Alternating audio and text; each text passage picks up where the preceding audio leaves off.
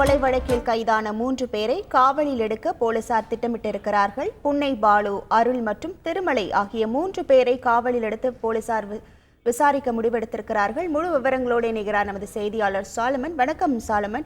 இந்த 3 பேரிடம் என்ன மாதிரியான விசாரணையை நடத்த திட்டமிடப்பட்டிருக்கிறது? முழு விவரங்கள் என்ன?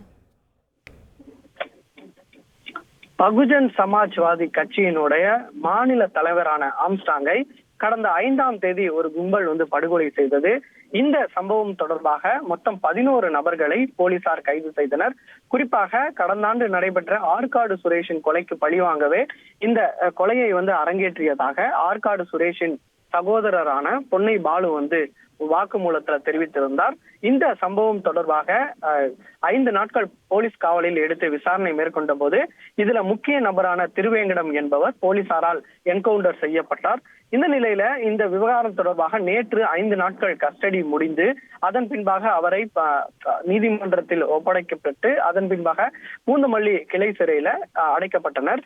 அப்போது 3 நாட்கள் மேலும் 3 பேரை காவலில் எடுக்க போலீசார் திட்டமிட்டு அந்த நீதிபதியிடம் கேட்டதாக கூறப்படுகிறது. அப்போது பொறுப்பு நீதிபதியிடம் தான் இருப்பதாகவும் உடனடியாக சம்பந்தப்பட்ட நீதிபதியிடம் கேட்டுக்கொள்ளுங்கள் என அது தொடர்பாக அந்த மேஜிஸ்ட்ரேட் தெரிவித்ததாக கூறப்படுகிறது. குறிப்பாக முக்கியமான நபர், அதாவது பொன்னை பாலு, அருள் மற்றும் திருமலை ஆகிய 3 பேரை மட்டும் மீண்டும் காவலில் எடுக்க போலீசார் திட்டமிட்டுள்ளனர். குறிப்பாக இவர்கள் தான் ஸ்கெட்ச் போட்டது மற்றும் தொடர்ச்சியாக கடந்த 1 மாத காலமாக ஆம்ஸ்டாங்கை ஃபாலோ செய்திருப்பதும் இவர்கள் தான் என்பதும், இந்த பொன்னை பாலு என்பவர் தான் இந்த கொலைக்கு மூளையாக செயல்பட்டிருப்பதும் விசாரணையில தெரிய வந்திருப்பதாக, இது தொடர்பாக அவர்களை மேலும் கஸ்டடியில் எடுத்து விசாரணை மேற்கொள்ள போலீசார் திட்டமிட்டுள்ளனர். குறிப்பாக இவர்களிடம் இருந்து ஏதேனும் பணம் ஏதேனும் கைமாறி இருக்கிறதா, வேறு ஏதேனும் ஆயுதங்கள் எங்கிருந்து பெறப்பட்டது, ஆம்ஸ்டாங்கிற்கு கொள்ள முக்கிய காரணம் என்ன என்பது தொடர்பாக இவர்களிடம்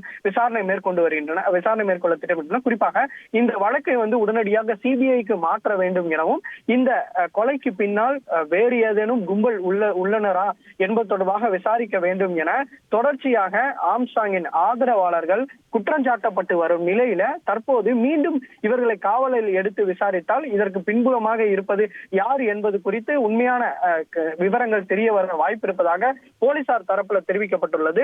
இவர்களிடம் விசாரணை மேற்கொள்ள திட்டமிட்டிருப்பதாகவும் போலீசார் தரப்புல தெரிவிக்கப்பட்டுள்ளது. உங்கள் முழு விவரங்களுக்கு நன்றி சாலமன். செய்திகளை உடனுக்குடன் தெரிந்து கொள்ள உடனே சப்ஸ்கிரைப் பண்ணுங்க.